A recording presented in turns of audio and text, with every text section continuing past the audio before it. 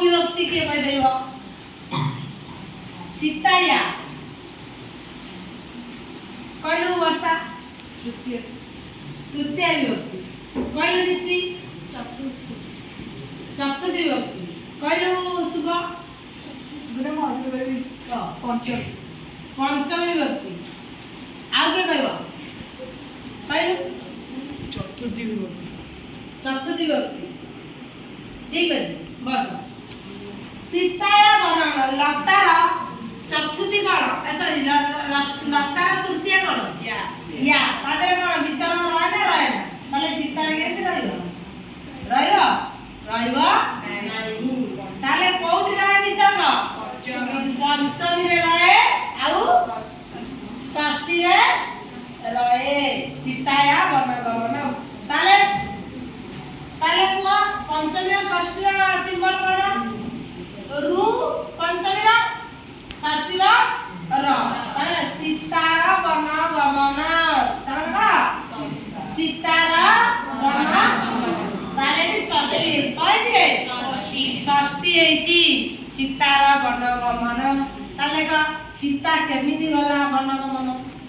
सीता वनगमन कोन होइची ना रामायण रो अयोध्या कांड रो कोन होइचे रामायण रो अयोध्या कांड ताले रामायण रे केतटी कांड अछि ना 7टी कांड अछि केतटी कांड अछि रे 7टी हां केतटी श्लोक अछि ना 24000 श्लोक अछि को केते श्लोक अछि 24000 श्लोक अछि आको कोन कहले चतुर सहस्री संहिता अर्थात 24000 श्लोक अछि ता देरे सेति लागि ताकू चतुर्दश सहस्री संहिता बोली कुहा जाय परीक्षा रे तुमरा आसीबो रामायण रे केते श्लोक अछि बुझि पाइलो आ कोन पदे ताले रामायण रे के रचना कले वाल्मीकि के रचना कले रे वाल्मीकि रे संपष्टि रे आसीबो मन रखिता इंट्रोडक्शन क्लास मोस्ट इंपोर्टेंट सब बार देखो इंट्रोडक्शन क्लास रु तुम मानकर मिनिमम 3-4टा क्वेश्चन आसीबो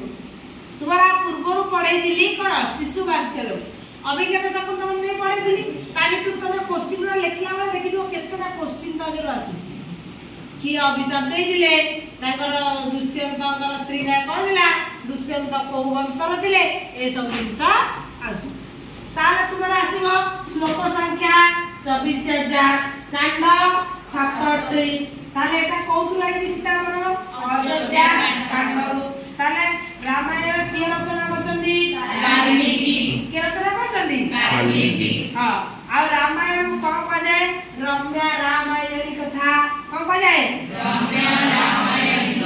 रम्या रामायणी कथा अर्थात रामायण कथा का होची कोन अति सुंदर रम्या जदी कह नाटकम रम्या माने नाटक होची सुंदर हला असली रामायण कथा सुंदर ताले रामायण हम छोट अल्प जानि जे ताले तो कोन हम शिखि जे ना राम होचन आदर्श पुरुष माने आदर्श राजा आदर्श पुत्र के राम जो सॉरी राम होचन आदर्श पुत्र आदर्श कोन राजा आदर्श स्वामी कहि परबो आदर्श स्वामी हे परबे राम तम मन को आदर्श स्वामी हे परबे मो मन तो बुझी परबे किंतु आदर्श राजा हे परबे कारण से लोकमान को कथा रे से को कर दिले छाडी दिले ताको स्त्री कोडी वन रे छाडी दिले किंतु से आदर्श तेरे प्रजामान कथा रे छाडी दिले तेन आदर्श राजा आदर्श स्वामी हे परबे नाही हौ सब आदर्श मर्यादा पुरुष रामचंद्र निज लोक कष्ट देव बाहर लोक कष्ट देव किंतु सीता जने आदर्श नारी आदर्श पतिपरायणी नारी एही हम सीता मन कोन सिखिबा ना सीता जने तो कहचनी आदर्श नारी पतिपरायणी नारी आजि का स्त्री लोक कहबा हमें मन को जीवु यदि स्वामी मन को जीव से कहबा हमें मन को जीवु कहबा तू जाऊ मोर काम नै मु जीवी सेठ रहे किंतु सीता एटी कोन कहचनी ना जिद्दी धरि चली बनକୁ যাবে কাইকি সীতা बनକୁ যাবে যদি কইছনি না যেতବେଳେ কইকেই কথা অনুসারে রামচন্দ্র কোন বলে না যে সে দশরথକୁ দুইটি বর মাগিলে কোন ভরত রাজা হব 14 ବର୍ଷ ବନବାସକୁ ଯିବେ। କଣ କୈକେୟୀ ବରଟା କରିଥିଲେ 14 ବର୍ଷ ଯେତେବେଳେ ସେ ବନବାସକୁ ଯିବେ ସେତେବେଳେ ଆଉ ଭରତ ରାଜା ହବ। ସେତେବେଳେ ସେ କଣ କହିଲେ ନା ରାମଚନ୍ଦ୍ର ତା ବନକୁ ବାହାରିଛନ୍ତି। ସେତେବେଳର ଦୃଶ୍ୟ ସୀତା କେମିତି କହୁଛନ୍ତି ମୁଁ କଣ କରିବି ନା ମୁଁ ତୁମ ସହିତ ବନକୁ ଯିବି। ସେଇଟା ହେଲା ସୀତାର ବନ ଗମନ, ସୀତାର ବନକୁ ଯିବା। ସେ କେତେବେଳେ ପୁଣି ବାହାରିଛନ୍ତି ଜାଣିଛ?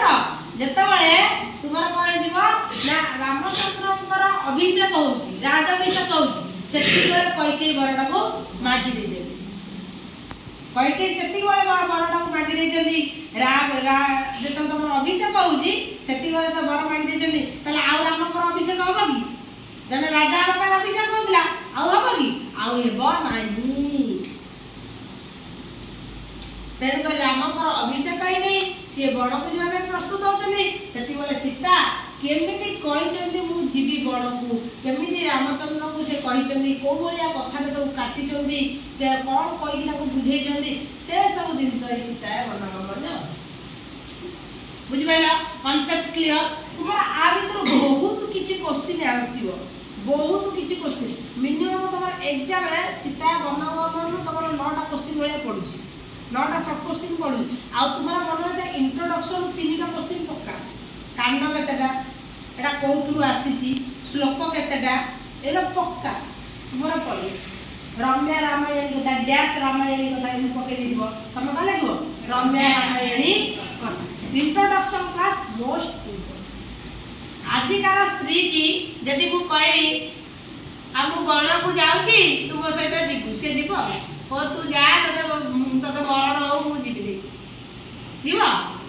ଯିବ ନାଇଁ। କେତେବେଳେ ଦେଖ ସୀତା କେମିତି, ସେ କଣ କଣ କେତେ ବଢିଆ ଇଣ୍ଟରେଷ୍ଟିଂ, ସେ କଣ କଣ କହିକି ଯୁକ୍ତି ଉପସ୍ଥାପନ କରିଛନ୍ତି। ମୁଁ ତାଙ୍କ ସହିତ ନା ମତେ ବଣକୁ ଯିବାର ଅଛି, ମୁଁ ବଣକୁ ଯିବି, ସେ କଣ କଣ ସବୁ ଯୁକ୍ତି ଉପସ୍ଥାପନ କରିଛନ୍ତି।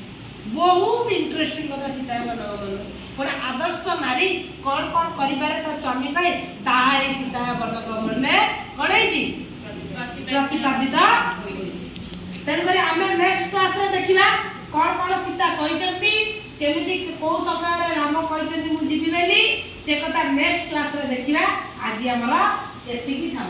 ଯେତିକି ମୁଁ ପଢେଇଲି ତାର କଣ ସେତିକିର ତୁମେ କଣ କରିବ ଲେଖିବ, ନିଜେ ଲେଖ। ନିଜେ ଯଦି ଥରେ ଲେଖିଦେଲ ତମକୁ କୌଣସି ଶକ୍ତି ନାହିଁ ହରେଇବା ପାଇଁ। ଆଜି ଯିଏ ଅଧ୍ୟୟନ କରିଛି କାଲି ସେ ସଫଳତା ପାଇଛି। ହେଲା, ଆଜିର ସଂଘର୍ଷ କାଲିର ସଫଳ, ଆଜିର ସଂଘର୍ଷ କାଲିର ସଫଳ। ବୁଝିପାରିଲ? ଆଜି ପାଇଁ ଏତିକି।